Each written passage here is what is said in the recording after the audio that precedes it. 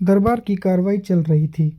सभी दरबारी एक ऐसे प्रश्न पर विचार कर रहे थे जो राजकाज चलाने की दृष्टि से बेहद अहम नहीं था। सभी एक एक करके अपनी राय दे रहे थे। बादशाह दरबार में बैठे यह महसूस कर रहे थे कि सबकी राय अलग है।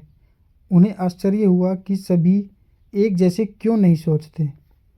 तब बादशाह अकबर ने बीरबल से पूछा, क्या तुम बता सकते हो कि लोगों की राय आपस में मिलती क्यों नहीं? सब अलग अलग क्यों सोचते हैं? हमेशा ऐसा नहीं होता बादशाह सलामत, बीरबल बोला। कुछ समस्याएं ऐसी होती है जिन पर सभी के विचार समान होते हैं। इसके बाद कुछ और काम निपटाकर दरबारी की कार्रवाई समाप्त हो गई। सभी अपने अपने घर को लौट चले। उसी शाम जब बीरबल और बादशाह अकबर बाग में टहल रहे थे तो बादशाह ने फिर वही राग छेड़ दिया और बीरबल से बहस करने लगे। तब बीरबल बाग के ही एक कोने की ओर उंगली से संकेत करता हुआ बोला, वहाँ उस पेड़ के निकट एक कुआं है, वहाँ चलिए।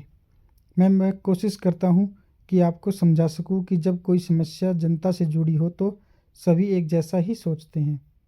मेरे कहने का मतलब यह है कि बहुत सी ऐसी बातें हैं जिनको लेकर लोगों के विचार एक जैसे होते हैं।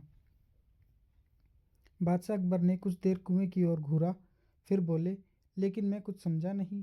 तुम्हारे समझाने का ढंग कुछ अजीब सा है। बादशाह जबकि जानते थे कि बीरबल अपनी बात को सिद्ध करने के लिए कुछ ऐसे ही प्रयोग करता रहता है। सब समझ जाएंगे हजूर, बीरबल बोला। आप शाही फरमान जारी कराएं कि नगर के हर घर से एक लोटा दूध लेकर बाग में स्थित कुएं में डालें। दिन पूर्णमासी का होगा। हमारा नगर बहुत बड़ा है। यदि हर घर से एक लोटा दूध इस कुएं में पड़ेगा तो यह दूध से भर जाएगा। बीरबल की यह बात सुन बादशाह अकबर ठेका लगाकर हंसने पड़े। फिर उन्होंने बीरबल से कहे अनुसार फरमान जारी करा दिया। शहर भर में मुनादी करवा दी गई कि आने वाली पूर्णमासी के दिन हर घर से एक लोटा दूध लाकर शाही बाग के कुएं में डाला जाए। जो ऐसा नहीं करेगा उसे सजा मिलेगी। पूर्णमासी के दिन बाग के बाहर लोगों की कतार लग गई। इस बात का विशेष ध्यान रखा जा रहा था कि हर घर से कोई न कोई वहां जरूर आए। सभी के हाथों में भरे हुए पात्र दिखाई दे।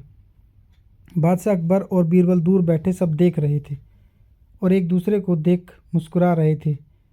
सांझ ढलने से पहले कुएं में दूध डालने का काम पूरा हो गया।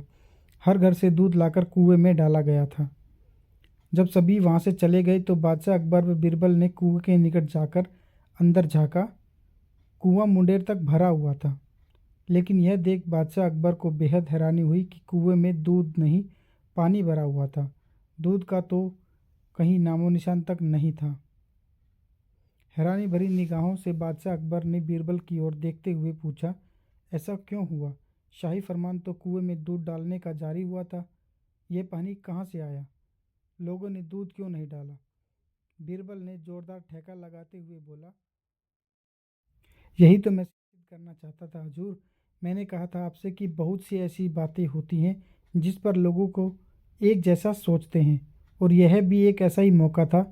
लोग कीमती दूध बर्बाद करने को तैयार न थे। वे जानते थे कि कुएं में दूध डालना व्यर्थ है, इससे इन्हें कुछ मिलने वाला नहीं था।